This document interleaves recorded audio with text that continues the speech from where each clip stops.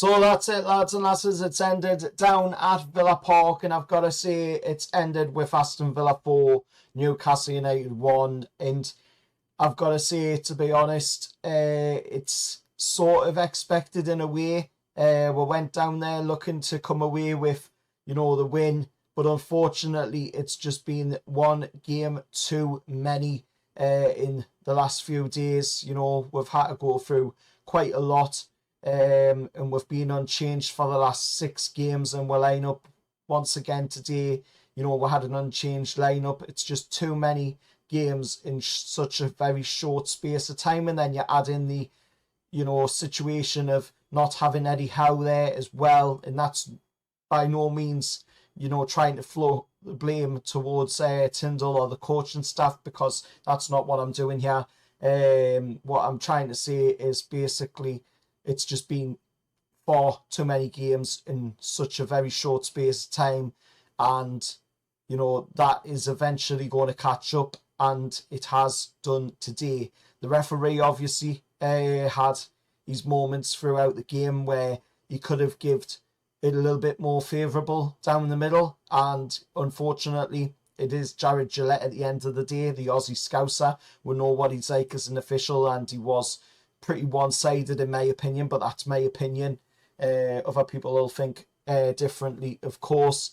But the opening goal of the game came 33 seconds into the game, and it was a deflected shot from Ollie Watkins, which deflected off of Fabian Shaw, wrong foot, and Nicky Pope, and sending him, of course, the wrong way in opening the scoring for Aston Villa. But then it wasn't that long after that, only 18 minutes later, and we are seeing Harvey Barnes whipping the ball into the box, right on the button for Fabian Shaw to jump up above the rest, pulling himself away from the Villa defender and heading it between the legs of Martinez to get the equaliser in the game. Then there was a few other shots from Ollie Watkins, of course, that struck the bar twice in the first half. Matty Cash had a moment for Villa as well. Sandro Tonali had a moment for us in the game to try and get a goal as well, but was denied.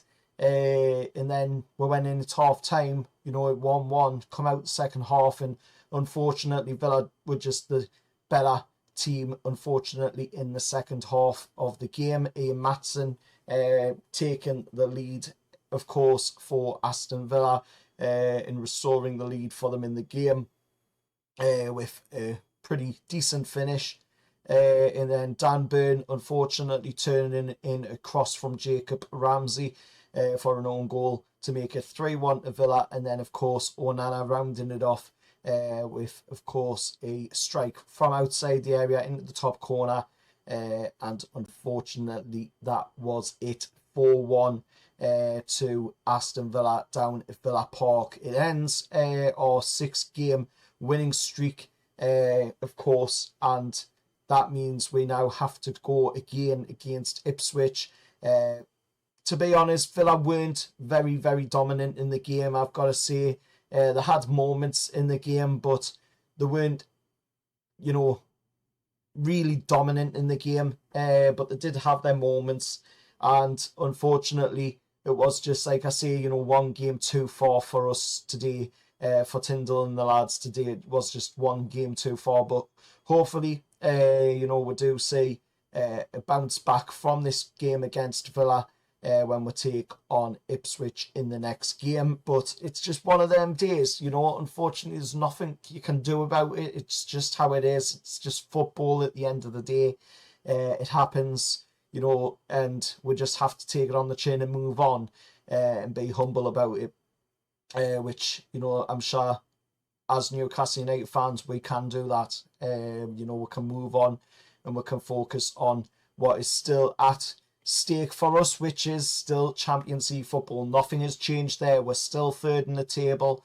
We're still 4 points behind Arsenal in second place. We're still a point above Man City, who won, of course, their game against Everton today, which moved them up to 58 points. We're on 59 points in third place. Aston Villa moved into 6th place on 57 points. So it hasn't really changed too much with the table, to be honest. It's still basically the same.